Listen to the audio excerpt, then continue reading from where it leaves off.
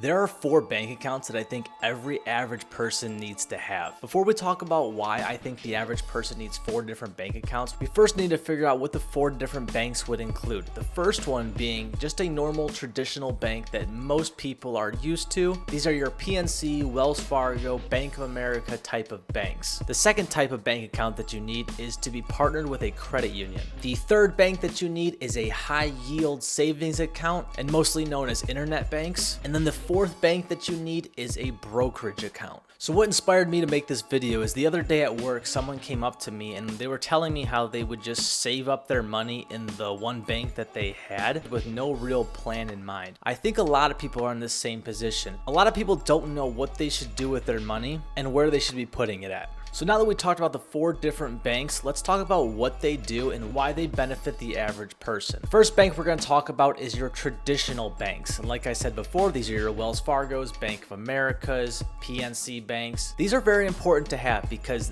these banks are going to be the way that money gets transferred to us and then dispersed amongst the other accounts. Think of this as like the main area where your income is going to touch first before it gets sent out to different avenues. The reason these banks are good is because it makes access to your money extremely good. Usually you're linked with a credit card or a debit card.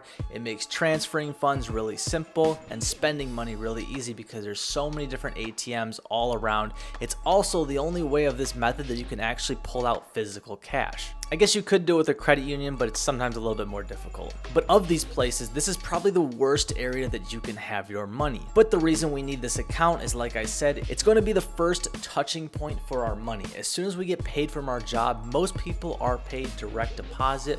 So this is the first area where the money is going to land. Now, the second account you're going to have is a credit union. And banks and credit unions are pretty similar. However, credit unions are unique in their own little way. You see, credit unions are nonprofit organizations, so they actually work for their clients, which means that they have certain offers that they can make to their customers that are super beneficial. So let me give you an example of this. My actual mortgage is actually with my credit union because credit unions can offer good rates on like car loans and mortgages, and they're extremely competitive. They also don't have nearly as many fees, and they also work really well with businesses. I don't believe credit unions are a great place to hold your money. However, if you do have a business, it is a good place that you can store money aside from your traditional bank. And in the future, you're probably gonna need a loan on something, so you might as well open up your credit union now to get that relationship built with them. Third one that you need to do is a high yield savings account. Now, these are mostly gonna be considered internet banks. There's a handful of these banks out there. Make sure the bank that you use is FDIC insured, which most of them are. And the best thing about these banks is they are going to pay a really competitive interest rate without having to invest your money into any CDs or anything like that where it ties up your capital. Currently with the bank that I'm using, I'm getting paid about 4.8%, and you can't get that close with even a credit union or a traditional bank. High yield savings account are great for putting money aside when you're saving up to make a purchase. This is the type of account that I use if I'm saving up to make a bigger purchase. Let's say a down payment on a house, or maybe you're saving up to buy a car. What it's gonna do is it's gonna allow you to pull out those funds at any time, and it's also gonna build a little bit more interest while you're working your way up and saving your money. The interest rate on these banks will change depending on what the Fed does, but what I have found since 2019 when I opened up my high yield savings account is that it's still been a very competitive interest rate over those last few years. The bank that I personally use for my high yield savings account, my internet bank, is Wealthfront. There's a bunch of them out there, so you can search around, see which one you like. I'll go ahead and put a link in the description. If you do sign up with that link, they'll give you 0.5% interest for the next like 1 to 3 months. Like I said, I've used them since 2019. They've been a trusted source, and they are FDIC insured, so hopefully it saves you a little bit of time from having to search around. And the fourth account that you're going to need is a brokerage account. This is where money is actually going to be invested. This is where you're going to hold maybe a 401k, a Roth, a traditional brokerage account. This is where money is going to be invested into the financial markets. Again, this is a good account to set up a retirement fund.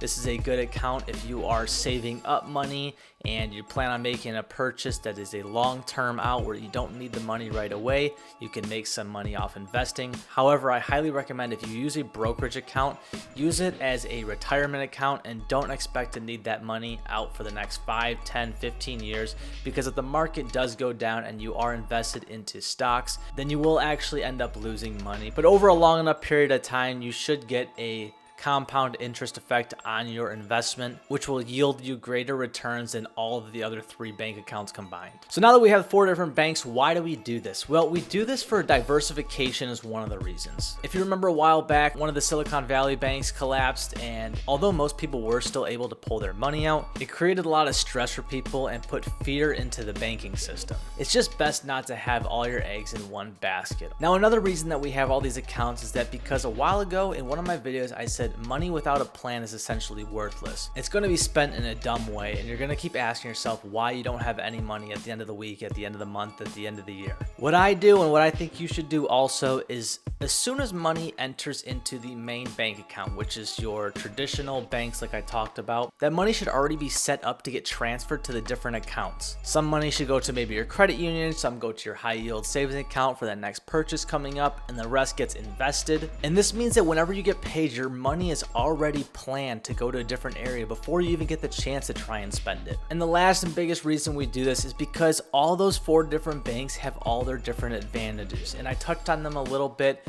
but like I said with the traditional banking, that is going to be your easiest bank to spend the money. So if you have bills that come up, credit cards, things like that, that's all done from your traditional bank. The credit union is a good way to have a separate business account or just be partnered with a credit union so you have that good trust in them to eventually have loans later on. Your high yield savings accounts are really good for gaining interest and saving up to make bigger purchases, which is a good way of just budgeting in general. And then your brokerage account, this is your retirement account. This is what you can use so you don't have to work and wait for that pension. And hopefully in the next 40 years, pensions and Social Security are still around. Now, this video was just for the average person. I think everyone should do it. Of course, you can go above and beyond, have more accounts, more business accounts, start forming LLCs to protect assets, and there's a whole lot of other stuff you can do. But for the average person, these are the 4 accounts I think you should have that will gradually help you build wealth over time, because your money will have a plan before you have time to spend it. I hope you guys got some value out of this video. Thank you so much for watching, and we'll see you next week. Peace.